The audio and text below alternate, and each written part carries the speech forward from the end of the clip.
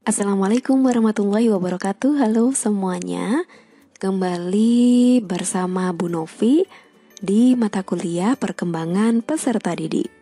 Setelah sebelumnya kita belajar bersama dari teori siapa? Masih ingat? Ya, kita belajar dari teori Sigmund Freud. Sekarang kita akan belajar bersama-sama dari teorinya Erik Erikson. Teman-teman semuanya, Slavin menuliskan bahwasannya ketika anak-anak meningkat kemampuan kognisinya, mereka juga mengembangkan konsep diri, cara berinteraksi dengan orang lain, dan sikap terhadap dunia ini. Pemahaman tentang perkembangan pribadi dan sosial ini sangat berperan penting bagi kemampuan guru dalam memotivasi, mengajar, dan tentunya nanti dapat berhasil berinteraksi dengan siswa dalam berbagai usia. Sama seperti perkembangan kognisi ya teman-teman, perkembangan pribadi dan perkembangan sosial ini juga sering dijelaskan berdasarkan tahapan-tahapan. Ada yang menanyakan, kenapa sih disebut dengan psikososial? Jadi begini teman-teman, teori perkembangan yang dikemukakan oleh Erik Erikson ini sebenarnya merupakan adaptasi teori-teori perkembangan dari Sigmund Freud. Jadi Erik Erikson ini adalah murid dari Mbah Freud gitu. Nah, karya dari Erikson ini sering disebut dengan teori psikososial. Kenapa? Karena karya-karya dari Erikson ini menjelaskan prinsip perkembangan psikologis dan juga sosial. Begitu teman-teman. Di dalam teori dari Erikson ini ada 8 tahap perkembangan yang dilalui manusia dalam satu siklus kehidupan. 8 tahapnya apa saja? Kita nanti akan bahas satu persatu. Nah teman-teman semuanya, dari 8 tahap itu tadi ya, masing-masing tahap terdiri dari tugas perkembangan yang khas yang menghadapkan individu dengan suatu krisis yang harus dihadapi. Tapi tenang saja teman-teman semuanya, krisis di sini bukanlah suatu bencana begitu ya, tetapi malah justru suatu titik balik peningkatan kerentanan dan peningkatan potensi sosial. Semakin berhasil individu mengatasi krisis, akan semakin sehat perkembangan sosialnya. Teman-teman bisa lihat di dalam YouTube saya, ada 8 tahap menurut Erik Erikson ya, dimulai dari saat manusia atau individu itu lahir hingga masa dewasa akhir. Ada tahapan-tahapannya dan nanti kita cocokkan ya apakah kita sudah melalui tahap itu atau belum. Oke, kita mulai dari tahapan yang pertama. Trust versus mistrust atau percaya versus tidak percaya. Ini dimulai dari sejak lahir teman-teman hingga sekitar 1 tahun. Ada yang mengatakan 1 tahun, ada yang mengatakan 18 bulan. Trust ini teman-teman merupakan sikap dasar psikososial yang dipelajari bayi ketika mereka dapat mempercayai lingkungannya.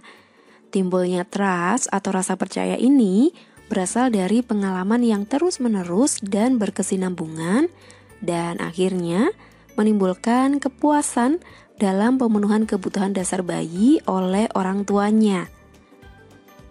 Apabila kebutuhan dasar bayi terpenuhi dan orang tua memberikan kasih sayang dengan tulus, maka anak akan yakin bahwa lingkungannya dapat dipercaya atau diandalkan. Nah, ini si trust itu tadi ya. Nah sebaliknya teman-teman, apabila pengasuhan yang diberikan kepada anak tidak memenuhi kebutuhan dasar yang diperlukan, atau mungkin tidak konsisten dan mungkin juga pengasuhan yang ada unsur negatifnya, maka anak akan bersikap cemas dan kemungkinan akan mencurigai lingkungannya. Ini yang dikatakan sebagai tidak percaya. Tahap yang kedua adalah autonomy versus shame and doubt. Ini adalah otonomi versus malu atau ragu-ragu begitu. Dan ini terjadi di rentang usia 18 bulan hingga usia 3 tahun. Pada usia 2 tahun ini ya teman-teman, kebanyakan bayi kan sudah dapat berjalan ya. Dan sudah cukup banyak belajar tentang bahasa sehingga mereka dapat berkomunikasi dengan orang lain. Meskipun bahasanya juga bahasa yang cukup sederhana ya, dan sangat sederhana bahkan. Anak-anak usia 1,5 atau 2 tahun ini sering ada julukannya terrible two begitu. Jadi 2 tahun yang mengerikan. Kenapa? Ya mereka seringnya itu memiliki perilaku atau bereaksi yang tidak sesuai dengan kehendak dari orang tuanya. Jadi kadang nangis, tiba-tiba nangis, ingin apa tidak jelas begitu ya. Terus nangisnya itu sambil meronta-ronta begitu ya, sambil mukul-mukul misalnya. Nah ini adalah sedang masa-masanya terrible two begitu. Jadi 2 tahun yang mengerikan katanya. Ternyata teman-teman ini memang masanya kalau menurut teorinya Erikson. Mereka tidak lagi ingin bergantung seluruhnya pada orang lain. Sebaliknya, mereka anak-anak usia 18 bulan hingga 3 tahun, mereka berjuang untuk meraih otonomi, yaitu kemampuan melakukan sendiri segala sesuatu. Keinginan anak untuk memperoleh kekuasaan dan kemerdekaan sering bertabrakan dengan keinginan orang tua begitu ya. Nah, Erikson ini percaya bahwa anak-anak pada tahap ini mempunyai keinginan ganda untuk mempertahankan dan juga melepaskan. Teman-teman semuanya, orang tua yang cukup fleksibel biasanya akan membiarkan anak-anak mereka menjajaki dengan bebas dan mengerjakan sendiri sesuatu, sambil pada saat yang sama menyediakan tangan penuntun yang senantiasa hadir dan juga mendorong pembentukan rasa otonomi ini teman-teman. Jadi anak usia mulai 1,5 tahun sampai dengan 3 tahun mereka ingin semuanya sendiri begitu kan. Pengen pakai baju sendiri, pakai sepatu sendiri, pakai apapun sendiri begitu. Karena ya dia merasa otonomi itu tadi ya. Nah kalau anak-anak sudah mulai pengen sendiri begitu ya, otonomi dia sendiri, semuanya pengen dilakukan sendiri. Dan ternyata orang tua atau guru ini tidak sabar dan terlalu banyak melarang anak, maka kondisi ini akan menimbulkan sikap ragu-ragu pada anak terhadap lingkungannya. Selain itu teman-teman, anak juga akan mulai lahir rasa malu dan juga ragu terhadap diri sendiri. Jadi dia merasa bahwa sebenarnya saya mampu tidak sih? Jangan-jangan saya tidak mampu begitu. Nah, oleh sebab itu orang tua atau guru atau orang dewasa di sekitarnya sebisa mungkin menghindari sikap mempermalukan anak. Apabila anak melakukan tingkah laku yang tidak disetujui oleh orang tua. Rasa dipermalukan ini biasanya akan menimbulkan perasaan ragu pada kemampuan dirinya sendiri. Yang itu tadi ya. Nah, setelah itu anak-anak akan masuk ke tahap inisiatif versus rasa bersalah, yakni usia 4-5 tahun, ada yang mengatakan juga usia 3-6 tahun. Jadi ini usianya PAUD sampai TK begitu ya teman-teman perkiraan. Teman-teman semuanya pada tahap yang ketiga, anak-anak yang memiliki kemandirian akan memiliki kemampuan berpartisipasi dalam berbagai kegiatan fisik atau mental. Dan mereka mampu mengambil inisiatif untuk suatu tindakan yang akan dilakukan pada usia 4 sampai dengan 5 tahun atau sampai dengan 6 tahun tadi. Nah, sikap inisiatif akan berkembang baik jika usia 4-5 tahun atau 3-6 tahun ini diberikan kebebasan untuk menjelajahi dan bereksperimen dalam lingkungannya. Orang tua dan guru yang bijaksana akan memberikan waktu untuk anak mempertanyakan hal-hal yang belum dipahami dan menjawab pertanyaan anak. Kondisi ini akan mendorong anak lebih berani mengambil inisiatif dalam menghadapi masalah yang ada di sekitarnya.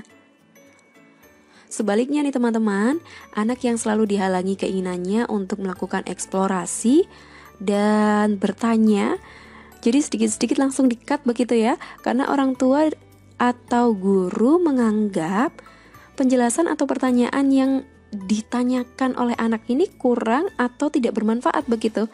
Nah ini anak akan selalu merasa bersalah atau guilt ini tadi teman-teman. Sering ya anak itu kan tanyanya tuh gitu aja kok ditanyain sih gitu ya. Padahal mereka benar-benar gak tahu.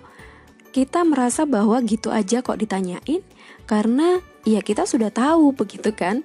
Entah itu tahu karena memang dulunya dapat informasi atau tahu karena ya memang kita sudah tahu. Jadi begini teman-teman, ketika mereka bertanya misalnya saja, kenapa kalau malam itu nggak ada matahari? Nah, kita mau jawab apa nih? Ya namanya juga malam, masa gitu? Kenapa kalau pagi sampai siang itu ada matahari? Dan kenapa kalau malam itu nggak ada matahari? Harus jawab gimana nih? Kalau kita jawabnya udah gitu aja nggak usah ditanyain misalnya, nanti kamu juga akan tahu sendiri. Atau ya namanya juga malam dek, ya pasti nggak ada matahari lah. Nah itu nanti lama-lama teman-teman dia akan merasa bersalah. Bersalahnya kenapa? Begini bersalahnya. Saya tanya begitu kok respon dari orang di sekitar saya seperti ini ya. Apakah saya ini salah dalam bertanya? Apakah saya tidak boleh bertanya? Atau hal yang lain. Nah ini akan membuat anak merasa bersalah itu tadi teman-teman. Berbeda ya ketika kita mencoba dia mengambil inisiatif. Ketika sudah bertanya kenapa malam itu tidak ada matahari, kenapa pagi itu ada matahari, kita jelaskan aja dengan bahasa yang sederhana misalnya, karena bumi itu berputar misalnya begitu. Karena gantian dek, gak mungkin kita yang dapat matahari terus. Ada wilayah yang lain yang butuh matahari. Dan Allah menciptakan, karena kita muslim ya, jadi kita sesuaikan dengan value-value yang ada di keluarga kita. Dan Allah menciptakan pagi dan juga malam. Kenapa? Malam itu untuk istirahat.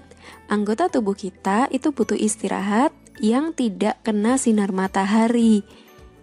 Selesai. Mungkin dia akan bertanya lagi, kenapa begitu? Kenapa? Ya, memang anak usia sekitar 3-6 tahun, ya tugas mereka adalah bertanya kenapa itu tadi teman-teman. Dan tugas kita menjawab dari pertanyaan mereka sesuai dengan tingkat kognisi mereka.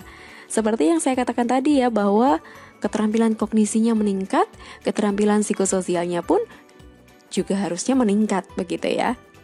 Makanya di dalam tahapan-tahapan dari Erikson ini juga erat kaitannya dengan perkembangan kognisi dari anak.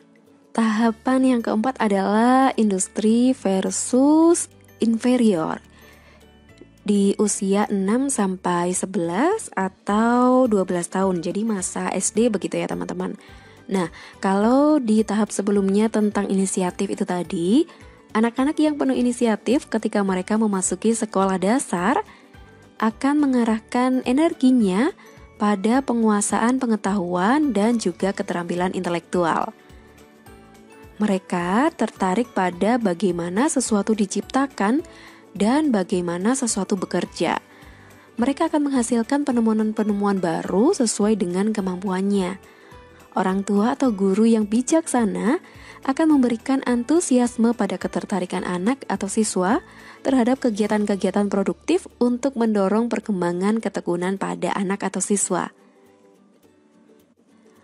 Teman-teman semuanya, di tahap yang keempat ini, dengan si anak atau individu ini masuk sekolah, maka dunia sosial anak akan mengalami perluasan yang sangat besar. Guru dan juga teman sebaya yang ada di sekolah maupun lingkungan sekitar memiliki peran yang makin penting bagi anak. Sedangkan pengaruh orang tua ini semakin berkurang teman-teman. Pada tahap ini, anak-anak mulai berimajinasi dalam menemukan dan menciptakan sesuatu, dan juga mengkoordinasikan imajinasinya ke dalam ide atau produk yang dihasilkannya. Sering ya teman-teman ini melihat anak-anak usia SD itu senengnya ke lembaga-lembaga penelitian begitu ya, ke Taman Pintar yang ada di Yogyakarta, ke Museum Gunung Merapi misalnya. Jadi mereka melihat penemuan-penemuan sehingga mereka punya ide nih, atau suatu produk, atau dia ingin menciptakan sesuatu yang sama dengan yang mereka lihat, yang mereka amati. Ketika mereka sudah mengamati, biasanya mereka pengen nyoba gitu kan, atau mereka pengen terlibat di dalam percobaan-percobaan tersebut. Nah, ketika mereka berhasil begitu ya dalam percobaan tersebut, maka ini akan membawa rasa kemegahan atau industri itu tadi ya teman-teman. Jadi ada yang mengartikan dengan kemegahan, di mana rasa ini adalah sebuah perasaan bangga akan diri sendiri dan kemampuan orang bersangkutan. Jadi kemampuan orang lain yang memang membantu dia dalam percobaan-percobaan itu tadi ya teman-teman. Menurut Erikson, di usia 6 tahun mirip dengan binatang muda. Setelah merasa tentram dekat induknya, mereka akan mulai pergi ke alam untuk mengenal secara instingtif. Sama nih dengan manusia, anak-anak mulai melakukan eksplorasi tentang dirinya sendiri teman-teman. Mereka secara instingtif mulai melihat ke dunia luar begitu ya. Anak mulai lebih sering di luar rumah, main ke rumah teman, main ke lapangan sama teman, layangan sama teman, semua dengan teman begitu ya. Mereka mulai pergi ke sekolah atau main ke rumah tetangga itu tadi. Dan dunia luar menjadi tempat mereka tumbuh, terutama untuk membentuk kemampuan berkomunikasi dengan anak lain, sehingga mereka mulai bisa membentuk kelompok. Dan pada masa-masa ini tidak ada hal relatif, yang ada hanyalah kemutlakan. Contohnya nih, mereka berpendapat semua penjahat berbaju hitam dan berwajah kotor misalnya. Atau saya ini anak laki-laki, maka kelompok saya adalah anak laki-laki juga. Begitu juga perempuan ya. Kalau ada anak laki-laki, ada adiknya perempuan, biasanya gimana nih, diajak main atau disuruh pergi? Ya, kecenderungannya disuruh pergi ya teman-teman, karena aduh kamu ini perempuan, gak boleh main sama laki-laki misalnya begitu. Atau kamu kan laki-laki, jangan main boneka sama kayak perempuan, sana main sama temanmu yang laki-laki. Misalnya begitu ya teman-teman. Gimana? Sering melihat kondisi sekitar yang seperti itu? Ya, ini memang sudah pada masanya. Tidak apa-apa kalau ada anak seperti itu, berarti mereka ini on the track. Jadi mereka sama nih seperti yang menurut Erikson ini ya teman-teman.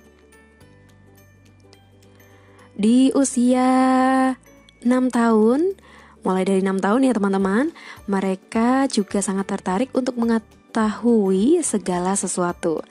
Mereka sangat sulit untuk berdiam diri. Mereka suka belajar sesuatu, terutama yang berhubungan dengan fisik, seperti olahraga, berlari, berenang. Disuruh bantu-bantu angkat-angkat, mereka semangat sekali. Dan juga pergi main begitu ya, sampai ke batas yang mungkin saja tidak disetujui guru atau orang tua. Teman-teman semuanya, anak-anak yang melewati fase ini dengan baik akan memperoleh ataupun juga mendapatkan keyakinan bahwa mereka mampu menguasai masalah yang mereka hadapi. Ini adalah sense of mastery begitu. Dan sikap produktif hanya akan dimiliki anak jika orang-orang dewasa yang mereka hormati seperti orang tua atau guru ini mendukung kegiatannya dan keinginannya untuk mengerti dan juga menguasai lingkungan mereka.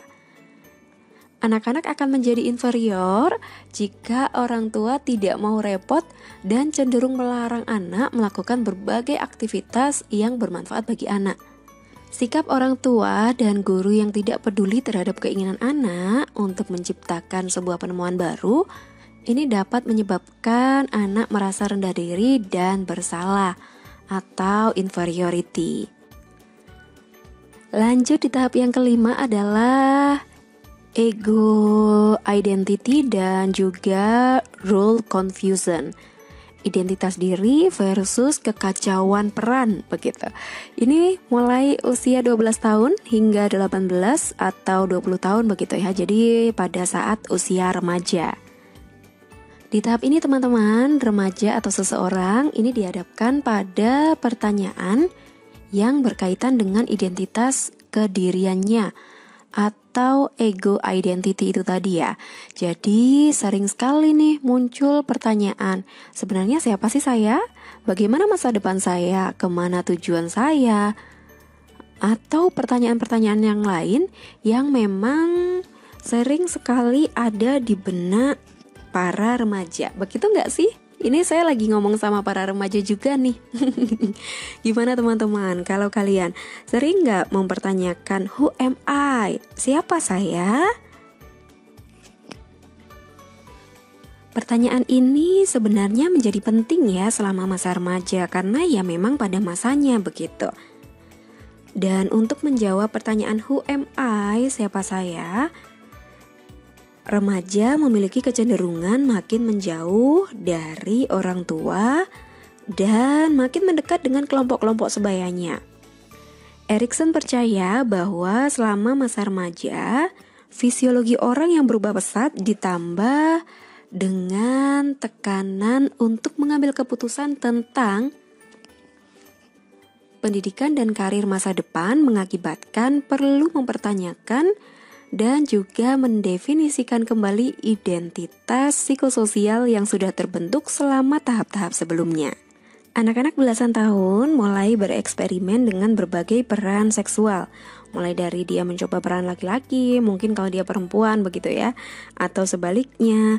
Dan juga mulai mencoba beberapa pekerjaan dan tentunya juga pendidikan begitu ya.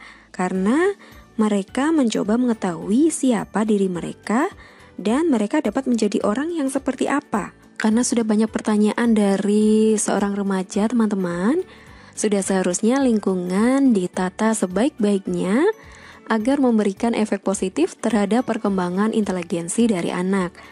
Lingkungan yang baik adalah lingkungan yang memungkinkan terjadinya proses penggabungan informasi baru dalam pengetahuan yang ada menuju perkembangan kognitif yang sempurna.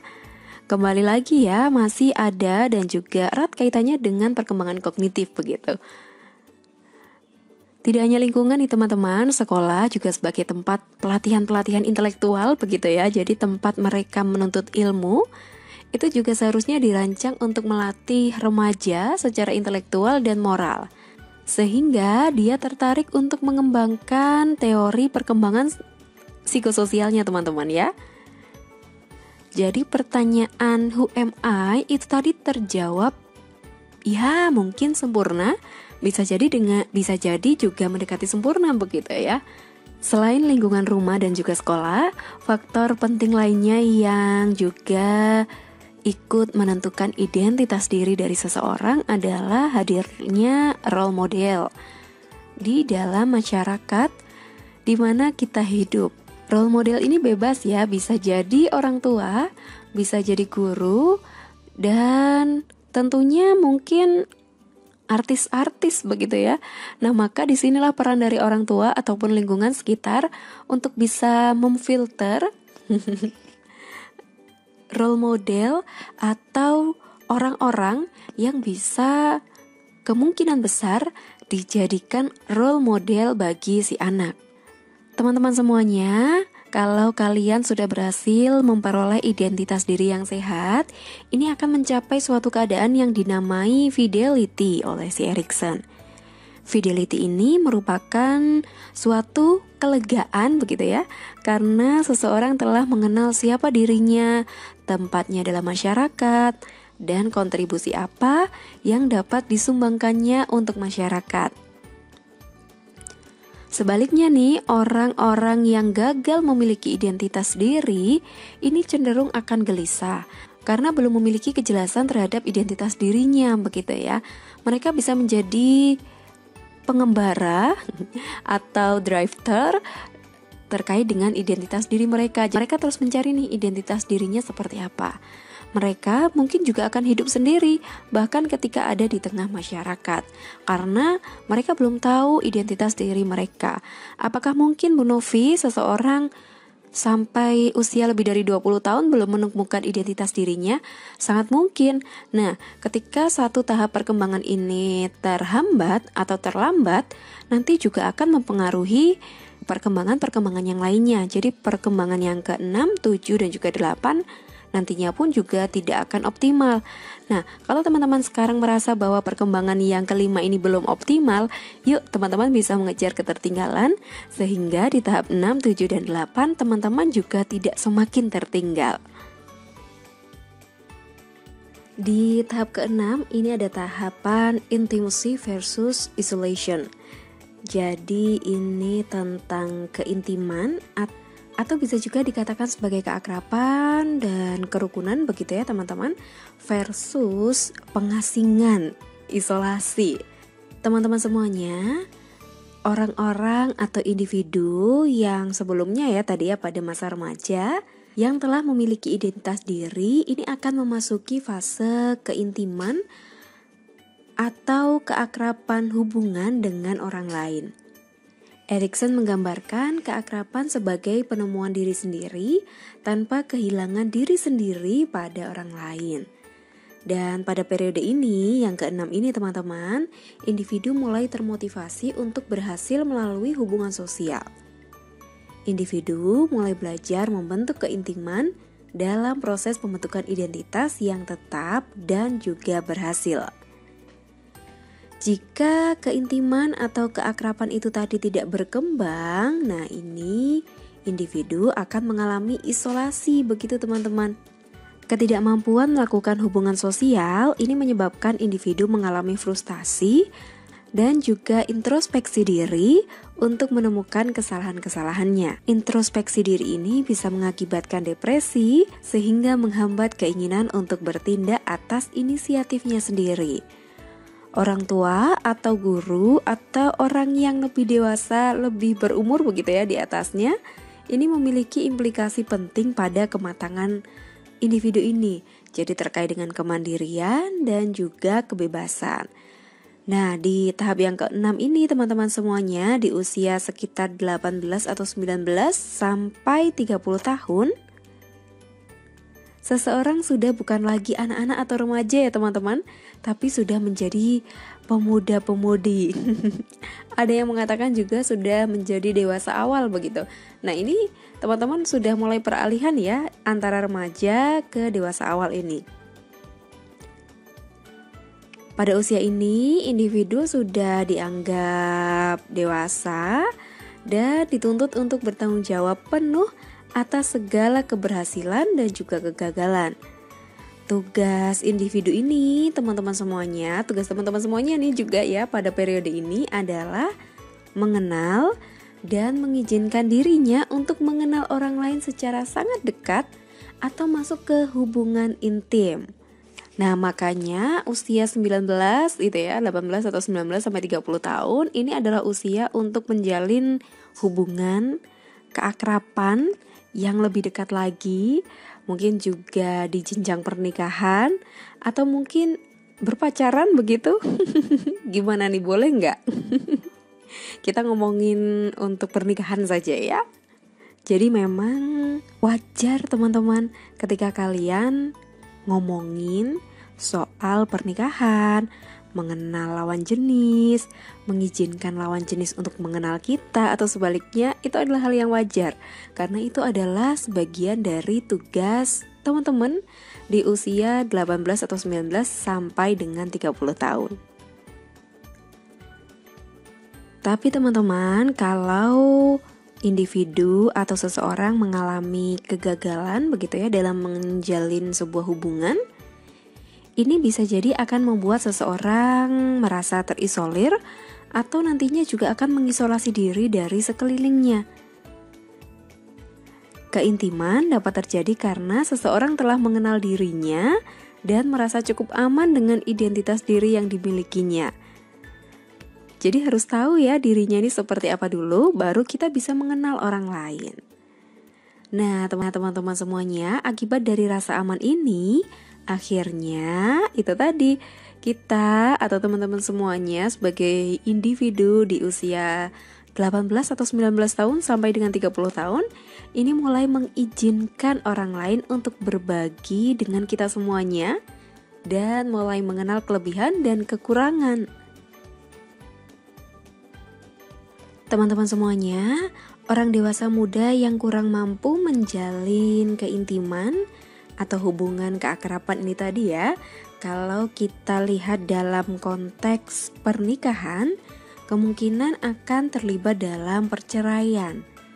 Seorang dewasa muda yang tidak berhasil melalui periode ini dengan baik, ini akan mengalami rasa keterasingan yang seringkali dibarengi dengan amarah dan mungkin juga sinis terhadap orang lain. Orang-orang yang dibesarkan oleh orang tua yang sangat dominan, ini juga cenderung menjadi orang-orang terasing setelah orang tua mereka meninggal. Karena itu tadi ya teman-teman, ada unsur dominan dari orang tua, dan ketika yang dominan ini tiba-tiba hilang, ya pasti jelas kita sebagai individu mulai oleng gitu ya, kapalnya sudah mulai oleng kapten.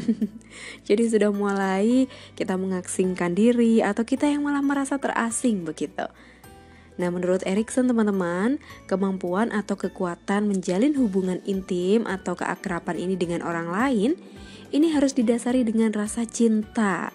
Cinta lebih pada kesediaan untuk menyadari adanya perbedaan dan menerima perbedaan itu ya teman-teman. Dan tentunya juga lewat usaha untuk terus menjalin keintiman, menjalin keakraban, menjalin kedekatan dengan pihak lain, baik sebagai pasangan kekasih begitu, atau lebih tepatnya suami istri ya teman-teman, atau persahabatan. Tahap yang ketujuh adalah generativity versus stagnation, atau ada yang mengatakan ini sebagai perluasan versus stagnasi. Dan ini rentangannya adalah usia 30 sampai 50 tahun. Ada yang mengatakan usia 20 sampai 50 tahun. Dan ada yang mengatakan ini sebagai masa dewasa pertengahan, teman-teman. Setelah sebelumnya ya, di tahap yang ke-6, ketika orang-orang atau individu berhasil menjalin hubungan intim, hubungan keakraban, nah ini akan berpartisipasi terhadap kelangsungan hidup generasi selanjutnya. Orang-orang yang tidak mampu menjalin hubungan intim dengan orang lain pada usia sebelumnya, ini akan mengalami kemandekan atau stagnasi teman-teman, dan tidak melakukan apa-apa untuk generasi berikutnya. Orang-orang yang generatif ini akan mampu memberikan asuhan, bimbingan pada anak-anak mereka. Mereka akan mempelajari keahlian, mengembangkan warisan diri yang positif, dan tentunya juga membimbing orang lebih muda. Generativity atau perluasan ini adalah rasa peduli orang yang lebih dewasa begitu ya, karena rasa kasih telah mengalir ke kelompok lain, terutama pada generasi selanjutnya. Generativity ini adalah sifat memberi kasih tanpa mengharapkan balasan timbal balik. Ini cocok sekali ya untuk guru begitu ya, jadi pahlawan tanpa tanda jasa. Atau orang tua ya teman-teman, jadi kasih sayang orang tua kepada anak-anaknya, mungkin bisa juga sahabatnya begitu ya, sahabat satu dengan sahabat yang lainnya. Kalau di Islam siapa teman-teman? Ada yang ingat nggak ya? Kalau saya sih mengingatnya seperti Abu Bakar As-Siddiq yang mencintai Allah dan juga Rasulullah Muhammad SAW.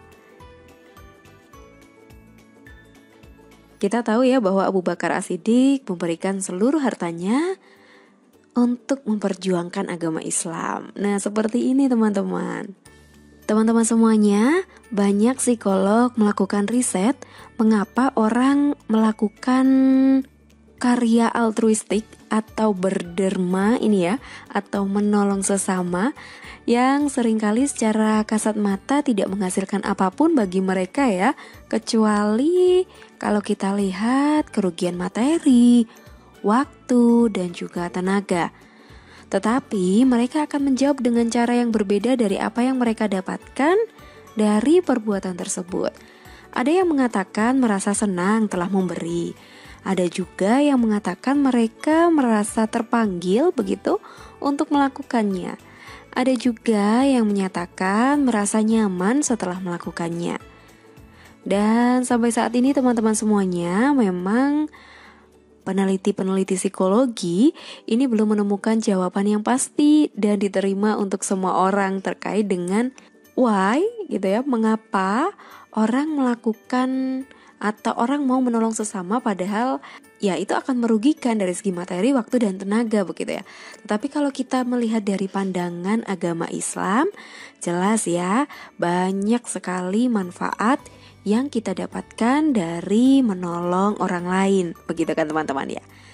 Nah, Erikson sendiri teman-teman berpendapat bahwa seseorang melakukan hal yang altruistik ini bukan karena dia menginginkan balasan,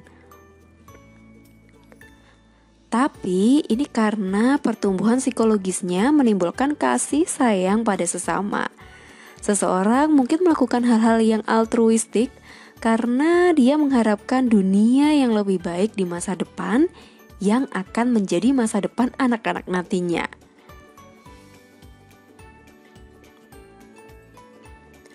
Itu yang generativity ya teman-teman.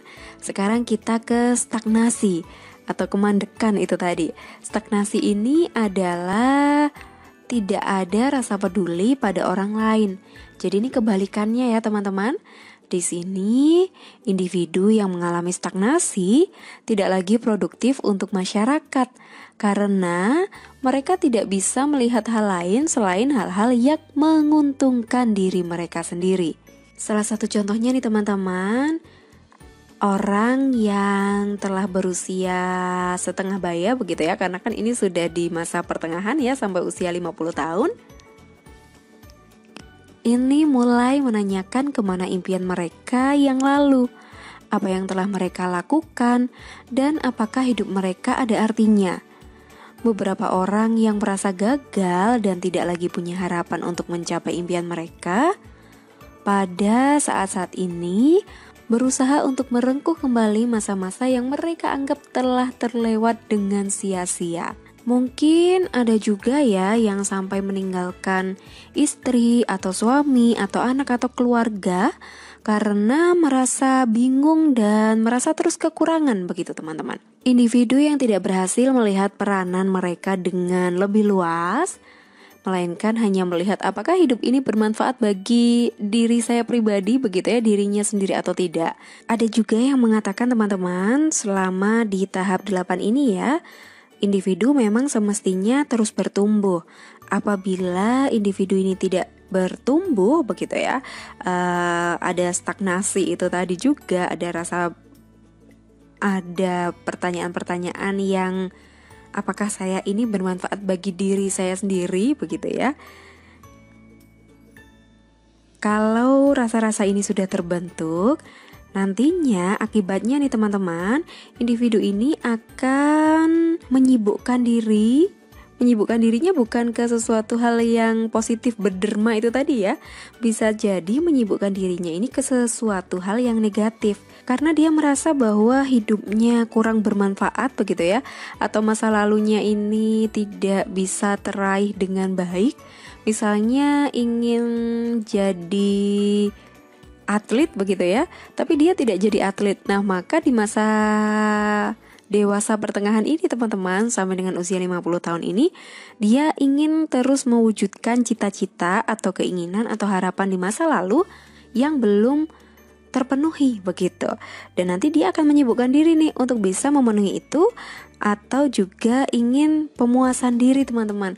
Jadi ketika dia sudah mencapai cita-citanya sebagai seorang atlet itu tadi ya, salah satu contohnya, nah itu adalah salah satu pemuasan dirinya sendiri. Bisa jadi dengan cara yang positif, tapi kebanyakan dengan cara yang negatif begitu teman-teman. Jadi ya mereka masih belum bisa menerima bahwa seharusnya di usia sampai dengan 50 tahun ini ya mereka sudah tidak berpikir egosentris begitu kan ya.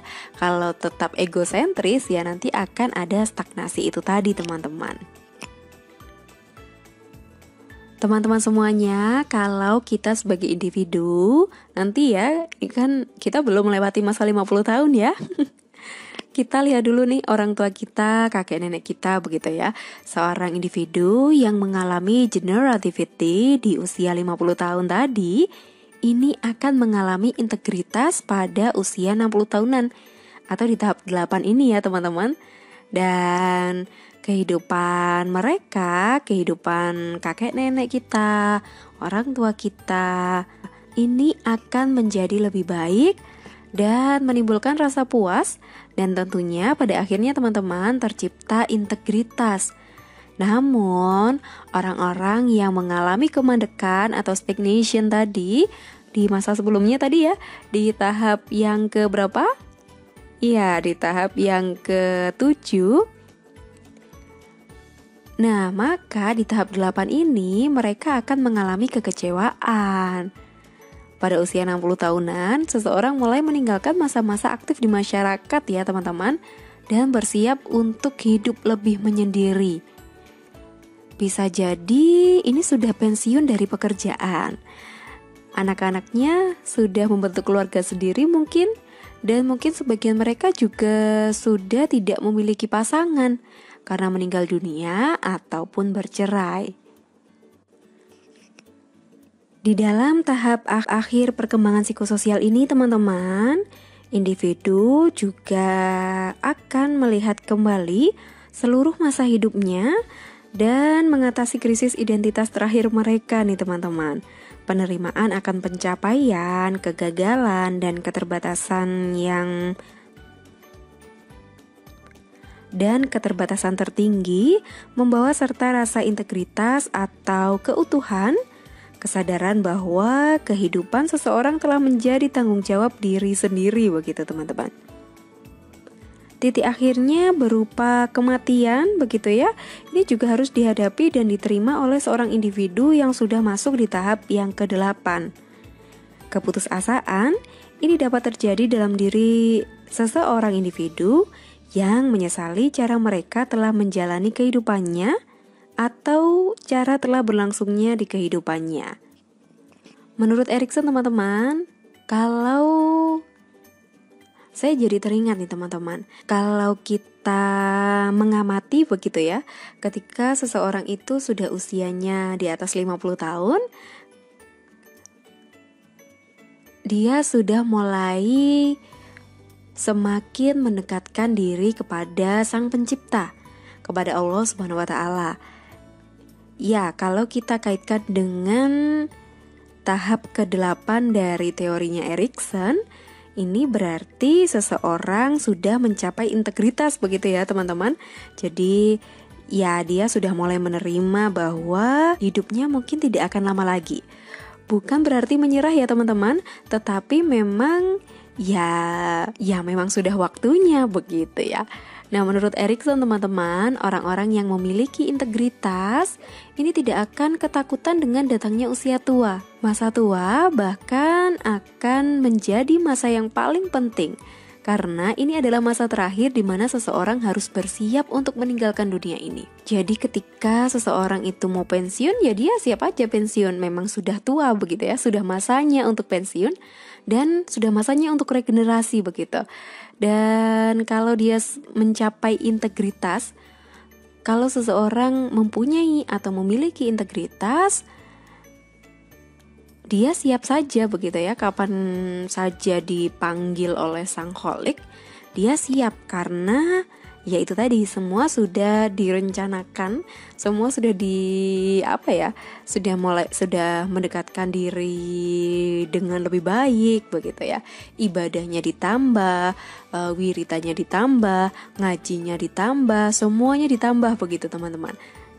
Ini menjadi salah satu contoh bahwa seseorang ini sudah siap untuk meninggalkan dunia ini begitu. Integritas diri ini adalah suatu rasa harga diri untuk tidak takut mati karena telah melalui hidup dengan baik. Tua bahkan menjadi sesuatu yang indah ketika seseorang memiliki integritas diri yang tinggi, teman-teman. Lawan dari rasa integritas diri ini adalah rasa putus asa, teman-teman. Orang-orang yang putus asa pada usia lanjut ini ditandai dengan meluapnya rasa jijik begitu ya pada diri mereka sendiri. Mungkin juga ada beberapa yang menyesal terhadap kegagalan-kegagalannya di masa lalu atau sampai saat ini. Bahkan kadang-kadang mereka menyia-nyiakan hidup. Mereka selalu penuh amarah, marah kepada diri sendiri, orang lain, bahkan mungkin dengan sang penciptanya, begitu teman-teman. Jadi merasa tidak terima begitu ya, kenapa hidupnya seperti ini, kenapa misalnya kok tidak kaya begitu ya, kenapa anak saya kok tidak kaya misalnya begitu, atau pokoknya atau hal-hal yang lain. Atau bisa jadi nih teman-teman, kalau sudah mendekati masa pensiun begitu ya. Nah ini kalau integritas dirinya tinggi, dia akan dia akan menerima. Tetapi kalau integritasnya rendah, dia putus asa, dia pasti akan menyalah-nyalahkan ini tadi. Kok saya sudah pensiun sih? Saya sudah dapat apa? Padahal saya celengannya belum banyak nih. Saya belum naik haji nih. Gimana mau naik haji? Saya nggak punya penghasilan setelah ini gitu ya. Jadi pemikiran-pemikiran itu yang terus menghantui pada individu. Sebagian besar dari individu merasa putus asa dan memandang hidup dengan negatif begitu teman-teman. Rasa putus asanya ini disebabkan memang masa usia lanjut yang membuatnya sengsara secara emosional. Fisik yang semakin melemah ini membuatnya makin tergantung pada orang lain, baik secara materi maupun non-materi. Bagi wanita, ini melihat datangnya menopause sebagai masa pintu gerbang menuju masa tua yang dipenuhi oleh penyakit-penyakit. Bisa jadi kanker payudara, kanker rahim, osteoporosis, begitu ya, dan juga penyakit-penyakit lainnya. Bagi laki-laki, ketidakmampuan mencari uang menyebabkannya kehilangan rasa hormat dari orang-orang di sekitarnya.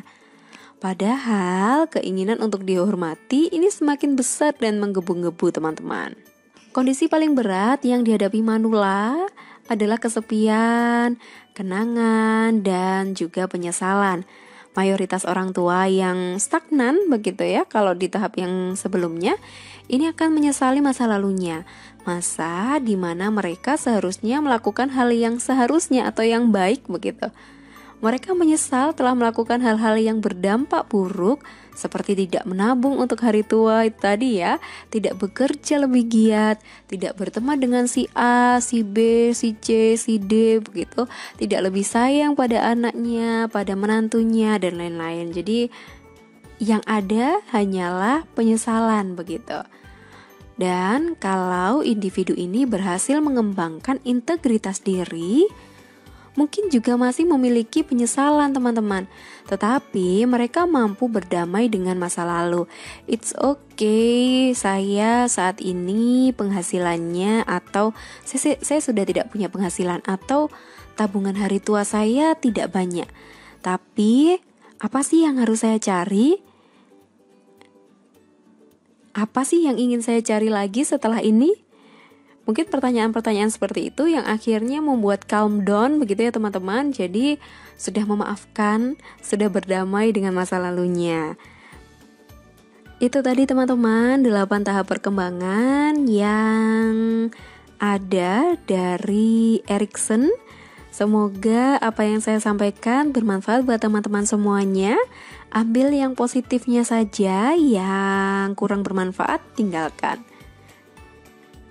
Terima kasih sudah menyimak dari awal hingga akhir kelas selanjutnya. Sampai berjumpa di kelas selanjutnya. Selamat melanjutkan aktivitas dan wassalamualaikum warahmatullahi wabarakatuh.